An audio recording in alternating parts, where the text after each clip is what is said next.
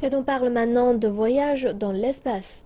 Au cours des 6 derniers mois, des volontaires ont vécu dans une capsule isolée dans la ville de Shenzhen, au sud de la Chine, pour tester des technologies qui pourraient supporter des missions d'exploration spatiale. Ils devraient terminer leur expérience de 180 jours mercredi. Découvrons les difficultés physiologiques et psychologiques d'un tel programme. Les 4 volontaires, 3 hommes et une femme, sont à quelques heures de terminer leur expérimentation de survie ce mercredi. Le projet a débuté en juin. Il est établi pour tester le système de support de vie écologique contrôlé qui est inspiré des technologies utilisées par le vaisseau spatial chinois de Shenzhou. L'expérimentation examine comment l'oxygène, l'eau et la nourriture peuvent être utilisés et réutilisés dans l'espace. Les scientifiques contrôlent également et observent comment un environnement hermétique affecte les changements physiologiques, les rythmes biologiques, les rythmes du soleil et la santé psychologique. Diète, métabolisme et rythme peuvent être précisément contrôlés dans un environnement hermétique.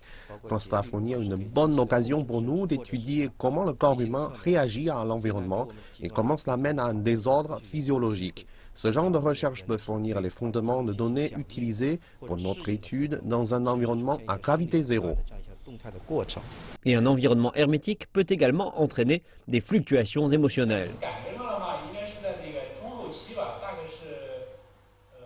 Pour moi, l'influence psychologique devient apparente dans les périodes de milieu et proche du terme, car nous avons davantage de travail et nous nous sentons fatigués.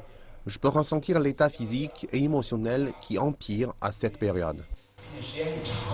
Lors d'une expérience d'environnement hermétique sur le long terme, un état dépressif peut être ressenti dans une certaine mesure après 3/4 de temps.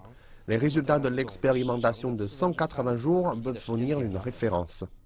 Les fluctuations émotionnelles peuvent aussi entraîner une série de changements physiologiques. Pour soulager la pression psychologique, le programme a invité des psychologues à apporter des conseils aux volontaires. Une série d'exercices de Tai Chi spécialement établis pour le programme a aussi joué un rôle dans l'ajustement émotionnel. Plus d'une dizaine d'institutions chinoises et d'outre-mer sont impliquées dans l'expérimentation. Elle implique le Centre des astronautes de Chine, l'Université de Harvard et le Centre aérospatial allemand.